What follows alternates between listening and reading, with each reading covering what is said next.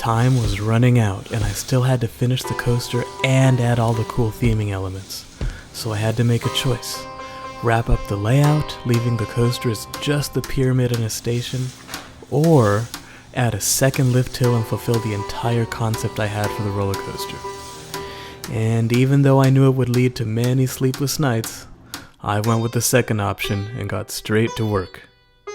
The second half of the ride wasn't going to be quite as long, but the planned elements were going to be much bigger. I started building so fast I had very little time to actually film the progress, but I decided to build a unique Cobra Roll type element. The first half would be non-inverting, much like condos, but then the second half would actually go upside down, just like a normal Cobra Roll. I thought this would be a cool idea, both from a layout perspective, but also to implement a theming element I'll show you at the end of this video. So after the Cobra Roll, all that was left was a turn into an airtime hill, a turn into the brakes, and then the station and pre-lift section. And just like that, the track work was complete. Now it was time for the theming. The first hurdle was what I was going to use to make the pyramid. My usual construction paper wasn't going to do the trick, so I decided to go with corkboard, and still use construction paper for tunnels and other stuff. But even with the corkboard, the pyramid still didn't look quite right, so I cut more corkboard into brick-like shapes and glued them all around the pyramid, and it started to look a lot better. For the second half of the coaster, and the part I was really the most excited for, I wanted to explore ways that a park could theme larger coasters, or larger elements of coasters.